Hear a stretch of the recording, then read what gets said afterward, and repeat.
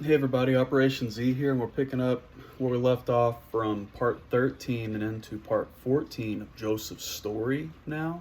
And that being said, we had a lot more videos before like that I had, and I just couldn't record them, and I ended up getting a new phone. So I'm on the new phone and I didn't save those videos. So I'm just going through and redoing the videos and everything. And we pick up where we left off in 13, where, pretty much Pharaoh is telling his dreams to Joseph, and Joseph's come before Pharaoh, and the dreams come to pass according to Joseph's interpretation.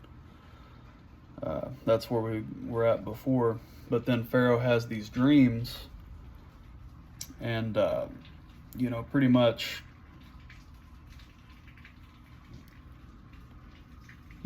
has all these dreams, and it's as, he wants someone to interpret the dreams and figure out what's going on concerning his dreams and what they mean, because he knows that they have meaning.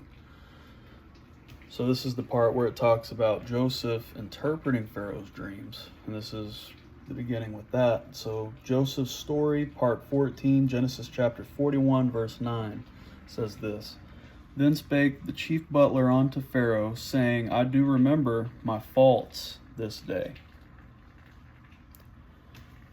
So pretty much, it's not at the point yet where Joseph is interpreting the dreams, but the butler whom Joseph interpreted the dreams of, and he was freed and he came back to be the butler of Pharaoh, he says, today I do remember my faults. And all that Joseph asked of him was to remember him, because he was stuck there in that prison, in Pharaoh's prison house where Pharaoh's prisoners were kept.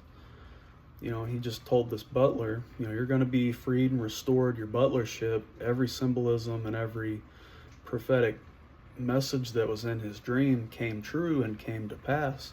And he said, all that I really ask of you is just to remember me when you come again before Pharaoh. And it was no benefit or any good for him to tell Pharaoh, so he did not tell Pharaoh or anyone anything about Joseph, who he met there in the prison. And it was in his power to, pretty much do something concerning this and, tell Pharaoh, and then Pharaoh could have done something with Joseph. But now 2 years have passed, and Pharaoh dreamed a dream, and then now that it would be convenient, the butler remembers, as he said, I remember my faults this day.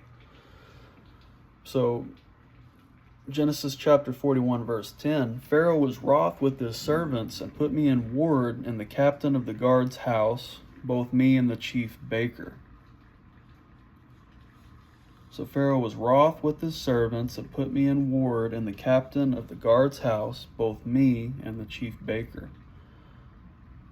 About, both of them, what had happened and all that. He's going over with Pharaoh everything that happened before and bringing it up to remembrance, the story of how they were both put in prison there. And then right here in 11, and we dreamed a dream in one night, I and he, we dreamed each man according to the interpretation of his dream. And if we remember back to that point, Joseph saw them and he said, why are you so troubled? What's bothering you, and what's going on where you seem so afflicted? Because Joseph could tell that something was up with them and the way that they felt and the way that they were towards this right here. And they said, well, we both dreamed a dream, both of us in a night. And we know that it has some sort of meaning, but we don't know what these dreams mean. And then right here, Genesis chapter 41, verse 12 now. And there was there with us a young man, an Hebrew, servant of the captain of the guard. And we told him, and he interpreted to us our dreams.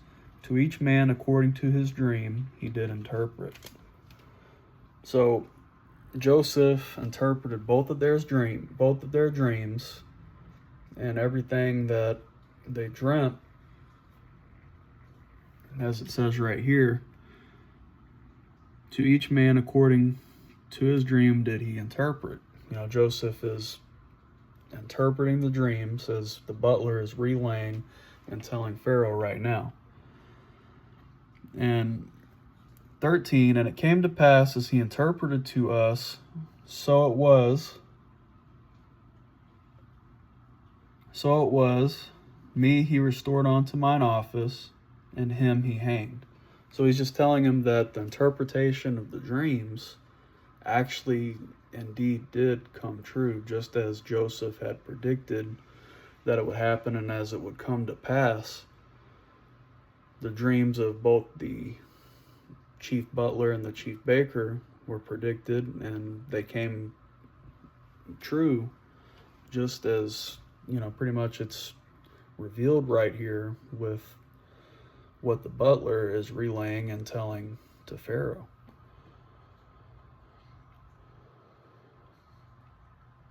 And we continue with 14. Then Pharaoh sent and called Joseph, and they brought him hastily out of the dungeon, and he shaved himself and changed his raiment and came in unto Pharaoh. So let's just take a little look at all of the life of Joseph, right? Like before, he was the number one favored, deeply loved son by Jacob, because it was the son of Rachel, his beloved. And Jacob really loved Joseph because of Rachel. So Jacob really loved Joseph and just wanted him to flourish and do well with everything that he did, and he gave him this coat of many colors, and he was given pretty much all the favor. And you would think that all the good would go to Reuben, the firstborn of Jacob, but Jacob favored Joseph and just pretty much saw him as all this and wanted him to, if he had it his way, carry on the line for everything that they would get and just be the head over everything, because he loved Joseph that much. And he would report on his brothers. Anything that they do wrong, then Joseph would report it to his father, and anything like that at all.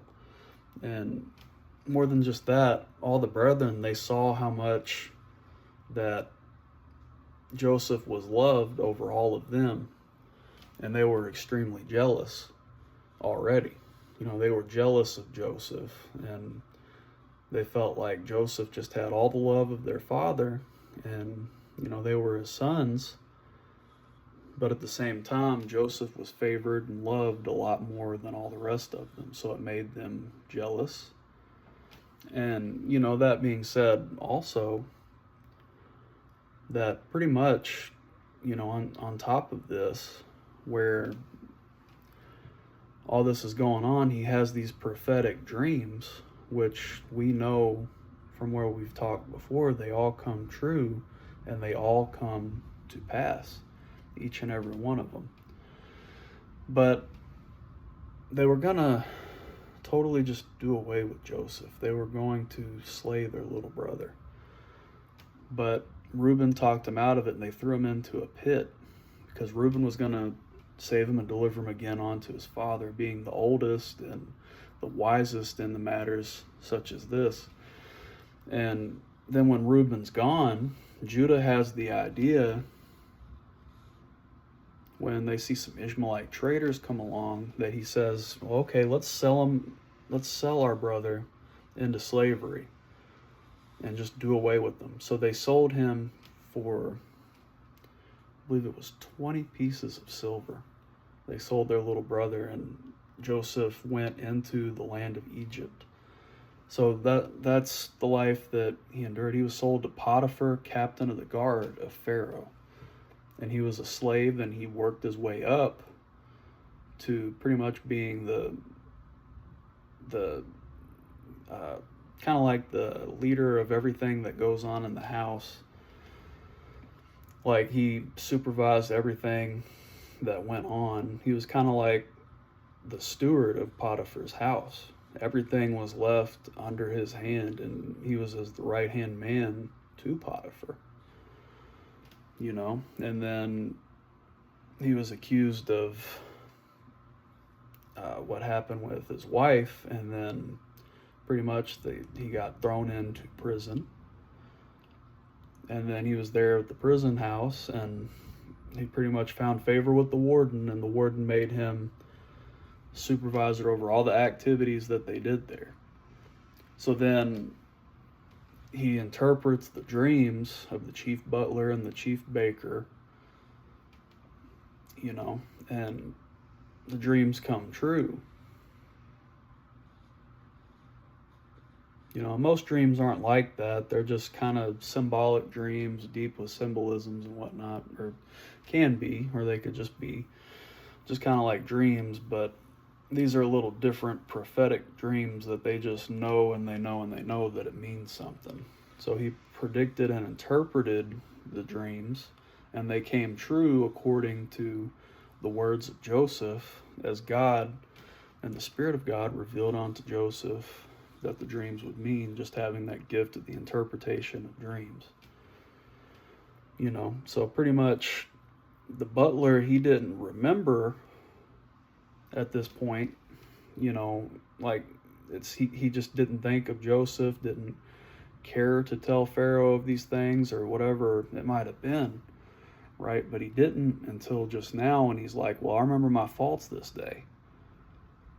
So there was this man that interpreted my dreams, and they came true, and you freed me and brought me and restored me again to my butlership, just as he said.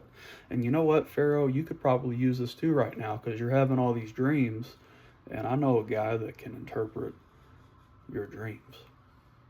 See, he tells him now that it is, basically just a good opportunity for him to tell him, like, at this point, he could even gain favor with Pharaoh, because he's telling him it's gain for him. And he might have just been too afraid to tell him before being restored his butlership, whatever it might have been. But he doesn't tell him or say anything to him until right here, right now. And we reread 14. Pharaoh sent and called Joseph, and they brought him in hastily out of the dungeon, and he shaved himself and changed his raiment and came in unto Pharaoh. So here he is, right now, that he has come before Pharaoh. And we're going to see everything just tip into the favor of Joseph. Everything he's endured, every hardship that he's faced. He's going to be pretty much from being what he was as, again, going from a loving son and a very beloved son of Jacob. He goes from being that to being a slave, and then worse than that, even a prisoner. But, all that he's faced, God puts him at the top of it. And then now here he is going before the king and the Pharaoh over all the land of Egypt, the most advanced civilization of its time. And it's a grand, wonderful thing that we're about ready to see unfold again for the second time in my case, because I've already done the videos, but I have to come back and redo them. And this story, the story of Joseph, is a foreshadowing, very symbolic of Jesus, because of what Joseph ends up doing. It's very symmetrical and very similar in an Old Testament sort of way with the story of Jesus and what Jesus does. That, it's just as this, foreshadowing, and it's something that it points right on to what Jesus does for us. This is a much smaller scale, sort of material version of the spiritual that Jesus accomplishes.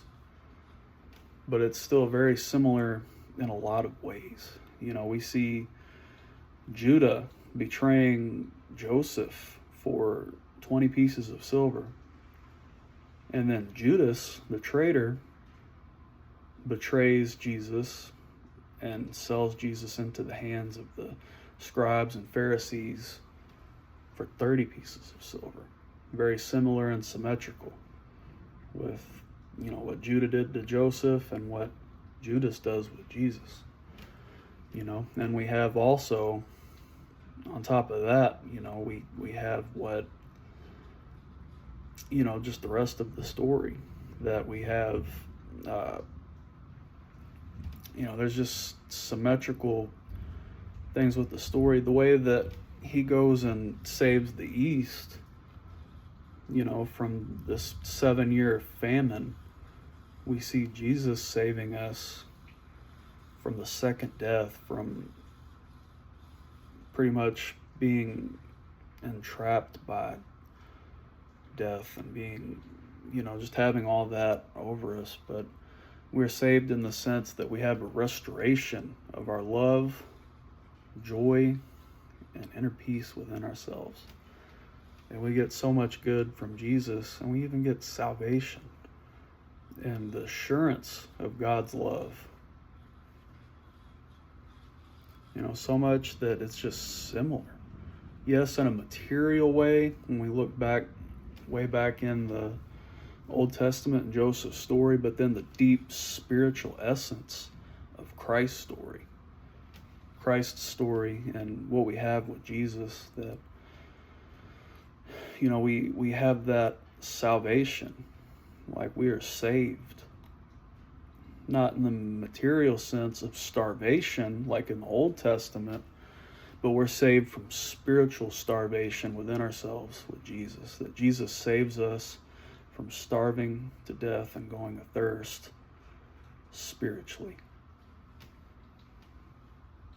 That we can have hope and motivation for our lives and all these things like that just from what Jesus gives us. That's the story for today. You'll have a blessed day.